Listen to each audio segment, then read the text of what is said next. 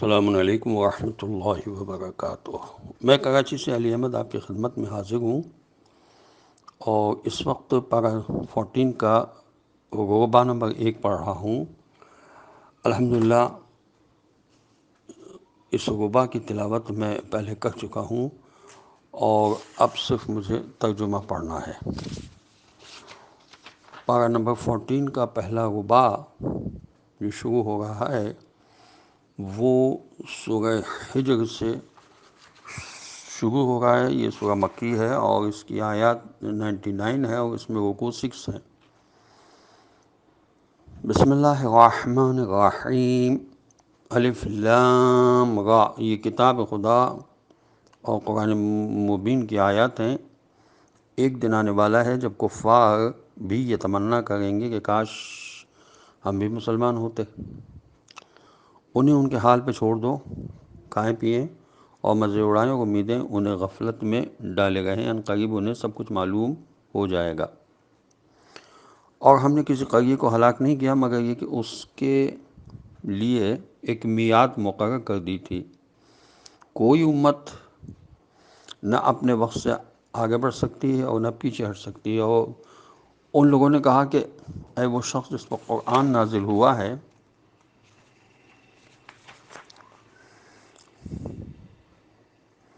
معاذ اللہ تو دیوانہ ہے۔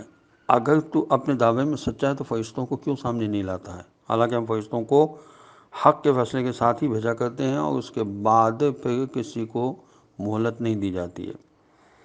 ہم نے ہی اس قرآن کو نازل کیا ہے اور ہم ہی اس کی حفاظت کرنے والے ہیں، اور ہم نے آپ سے پہلے بھی مختلف قوموں میں رسول بھیجے ہیں، اور جب ان کے پاس رسول آتے ہیں تو یہ صرف ان کا مذاق اڑاتے ہیں، اور ہم اسی طرح اس گمراہی کو مجرمین کے دل میں ڈال دیتے ہیں۔ یہ کبھی ایمان نہ لائیں گے کہ ان سے پہلے والوں کا طریقہ بھی ویسا ہی رہ چکا ہے۔ اگر آسمان میں ان کے لیے کوئی دروازہ کھول دیں اور یہ لوگ دن دہاڑے اسی دروازے سے چڑھ جائیں تو بھی کہیں گے کہ ہماری آنکھوں کو مدہوش کر دیا گیا ہے اور ہم پر جادو کر دیا گیا ہے۔ اور ہم نے آسمان میں برج بنائے اور انہیں دیکھنے والوں کے لیے ستاروں سے آراستہ کر دیا، اور ہر شیطان رجیم سے محفوظ بنا دیا، مگر یہ کہ کوئی شخص وہاں کی بات چرانا چاہے تو اس کے پیچھے دہکتا ہوا شعلہ لگا دیا گیا ہے۔ اور ہم نے زمین کو پھیلا دیا ہے اور اس میں پہاڑوں کے لنگر ڈال دیے ہیں، اور ہر چیز کو معینہ مقدار کے مطابق پیدا کیا ہے۔ اور اس میں تمہارے لیے بھی اسباب معیشت قرار دیے ہیں، اور ان کے لیے بھی جن کے تم رازق نہیں ہو۔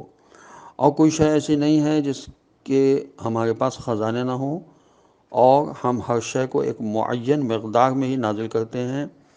اور ہم نے ہواؤں کو بادلوں کا بوجھ اٹھانے والا بنا کر چلایا ہے، پھر آسمان سے پانی برسایا ہے جسے تم کو سیراب کیا ہے، اور تم اس کے خزانے دار نہیں تھے۔ اور ہم ہی حیات و موت کے دینے والے ہیں، اور ہم ہی سب کے والی و وارث ہیں۔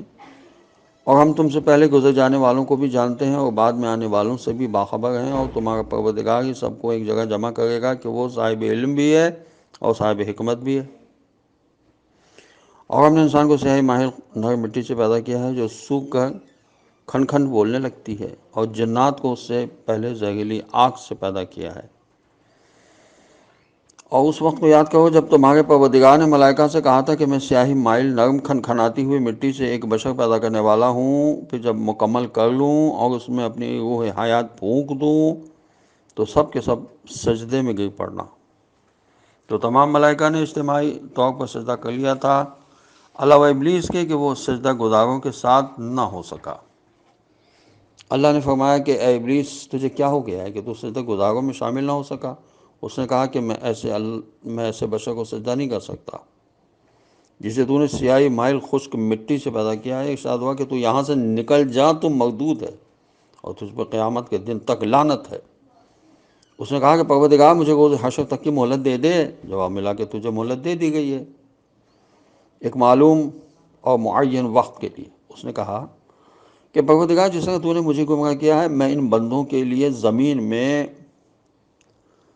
ساز و سامان آراستہ کروں گا اور سب کو اکٹھا گمراہ کروں گا، علاوہ تیرے ان بندوں کے جنہیں تو نے خالص بنایا ہے۔ ارشاد ہوا یہی میرا سیدھا راستہ ہے، میرے بندوں پر تیرا کوئی اختیار نہیں ہے علاوہ ان کے جو گمراہوں میں سے تیری پیروی کرنے لگیں، اور جہنم ایسے تمام لوگوں کی آخری وعدہ ہے، اس کے 7 دروازے ہیں اور ہر دروازے کے لیے ایک حصہ تقسیم کر دیا گیا ہے۔ بے شک صاحبان تقویٰ باغات اور چشموں کے درمیان رہیں گے، انہیں حکم ہوگا کہ تم ان باغات میں سلامتی اور حفاظت کے ساتھ داخل ہو جاؤ، اور ہم نے ان کے سینوں سے ہر طرح کی کدورت نکال لی ہے، اور وہ بھائیوں کی طرح آمنے سامنے تخت پر بیٹھے ہوں گے، نہ انہیں کوئی تکلیف چھو سکے گی اور نہ وہاں سے نکالے جائیں گے۔ میرے بندوں کو خبر کر دو کہ میں بہت بخشنے والا اور مہربان ہوں، اور میرا عذاب بھی بڑا دردناک عذاب ہے، اور انہیں ابراہیم علیہ السلام کے مہمانوں کے بارے میں بھی اطلاع دے دو۔ جب وہ لوگ ابراہیم علیہ السلام کے پاس وارد ہوئے اور سلام کیا تو انہوں نے کہا کہ ہم آپ سے خوفزدہ ہیں۔ انہوں نے کہا کہ آپ ڈریں نہیں، ہم آپ کو ایک فرزند دانا کی بشارت دینے کے لیے آئے ہیں۔ ابراہیم علیہ السلام نے کہا کہ اب جب کہ بڑھاپا چھا گیا ہے تو مجھے کس چیز کی بشارت دے رہے ہو؟ انہوں نے کہا کہ ہم آپ کو بالکل سچی بشارت دے رہے ہیں، خبردار آپ مایوسوں میں سے نہ ہو جائیں۔ ابراہیم علیہ السلام نے کہا کہ رحمت خدا سے سوائے گمراہوں کے کون مایوس ہو سکتا ہے؟ پھر کہا کہ مگر یہ تو بتائیے کہ آپ لوگوں کا مقصد کیا ہے؟ تو انہوں نے کہا کہ ہم ایک مجرم قوم کی طرف بھیجے گئے ہیں، علاوہ لوط علیہ السلام کے گھر والوں کے، کہ ان میں کے ایک کو نجات دینے والے ہیں، علاوہ ان کی بیوی کے، کہ اس کے لیے ہم نے طے کر دیا ہے کہ وہ عذاب میں رہ جانے والوں میں سے ہوگی۔ پھر جب فرشتے آل لوط کے پاس آئے اور لوط نے کہا کہ تم تو اجنبی قسم کے لوگ معلوم ہوتے ہو، تو انہوں نے کہا کہ ہم وہ عذاب لے کر آئے ہیں جس میں آپ کی قوم شک کیا کرتی تھی۔ اب ہم وہ برحق عذاب لے کر آئے ہیں اور ہم بالکل سچے ہیں۔ آپ رات رہے اپنے اہل کو لے کر نکل جائیں اور خود پیچھے پیچھے سب کی نگرانی کرتے چلے جائیں، اور کوئی پیچھے کی طرف مڑ کر بھی نہ دیکھے، اور جدھر کا حکم دیا گیا ہے سب ادھر ہی چلے جائیں۔ اور ہم نے اس امر کا فیصلہ کر لیا ہے کہ صبح ہوتے ہوتے اس قوم کی جڑیں تک کاٹ دی جائیں گی۔ اور ادھر شہر والے نئے مہمانوں کو دیکھ کر خوشیاں مناتے ہوئے آ گئے۔ لوط علیہ السلام نے کہا کہ یہ ہمارے مہمان ہیں، خبردار ہمیں بدنام نہ کرنا، اور اللہ سے ڈرو اور رسوائی کا سامان نہ کرو۔ ان لوگوں نے کہا کہ کیا ہم نے آپ کو سب کے آنے سے منع نہیں کر دیا تھا؟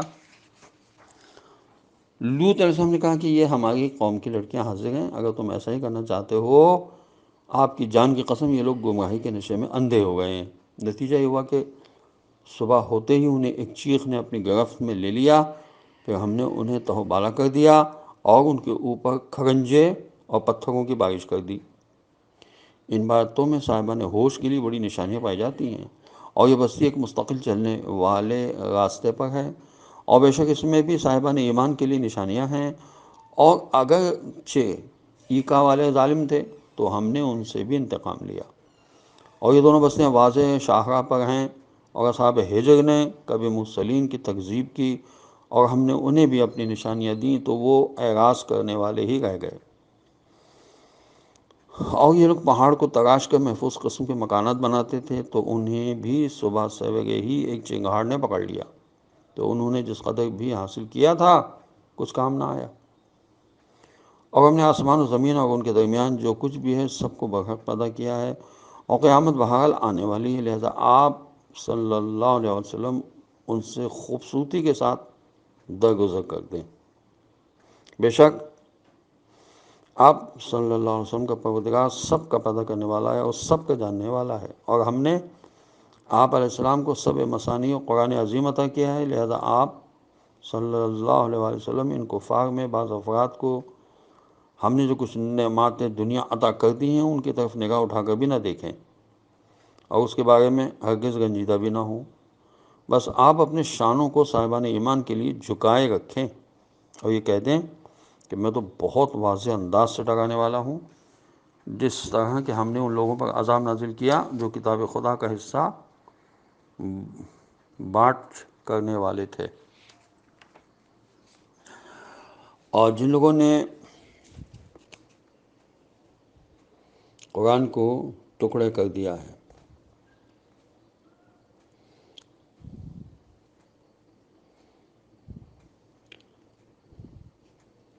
لہٰذا آپ کے پروردگار کی قسم کہ ہم ان سے اس بارے میں ضرور سوال کریں گے۔ یہ آیت نمبر 92 تک کا میں نے ترجمہ پڑھ دیا ہے۔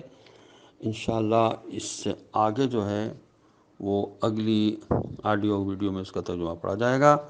خداوند عالم کی بارگاہ میں دعا ہے کہ پروردگار ہمیں قرآن پڑھنے سمجھنے اور اس پر عمل کرنے کی توفیق نصیب ہو، اور وارث قرآن حضرت امام زمانہ عجل اللہ تعالی فرجہ شریف کا جل ظہور ہو۔ السلام علیکم ورحمۃ اللہ وبرکاتہ۔